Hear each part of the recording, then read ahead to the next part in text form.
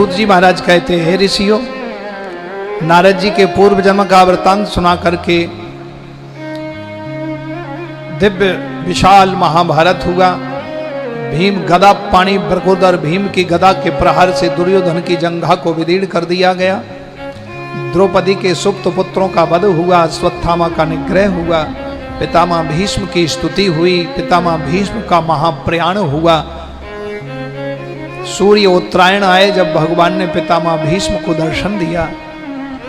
इस प्रकार से पांचों पांडवों का राजसु यज्ञ हुआ। राजसु यज्ञ में अग्र पूजा के पूर्व प्रसंग में निंदक शिशुपाल का वध हुआ। जरासंध का उद्धार किया, वध किया भीम के द्वारा। पांचों पांडव जाने लगे हिमालय से पूर्व, तो कलयुग का प्रवेश हो गया। कलयुग का प्रवेश होते ही पता लगा भगवान द्वारिकापुरी को छोड़ के गोलोक धाम को सशरीर चले गए। तो पांचों पांडवों ने द्रौपदी सहित ये संकल्प लिया कि इस पृथ्वी पर भगवान श्री कृष्ण नहीं है तो हम पांडवों का रहना भी उचित नहीं है, क्योंकि जिन भगवान की कृपा से कंठ अवरुद्ध हो गया उनका, पांडवों का। युधिष्ठिर जी की आंखों से, नेत्रों से आंसू बहने लगे। वो कहने लगे, जिन द्वारिकाधीश की कृपा से लाक्षा भवन में आग लगने से हम पांचों पांडवों की रक्षा हुई, वो द्वारिकाधीश हमको छोड़ के चले गए।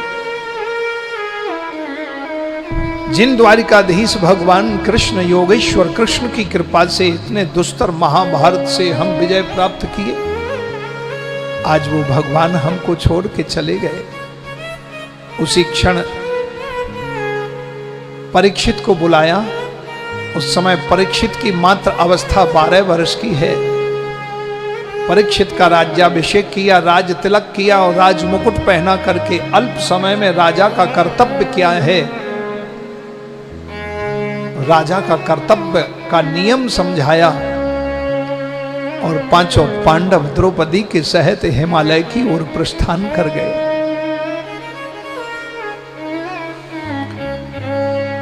युधिष्ठिर जी की सत्यता के कारण पांचों पांडव द्रौपदी स्वर्ग में पहुंचे।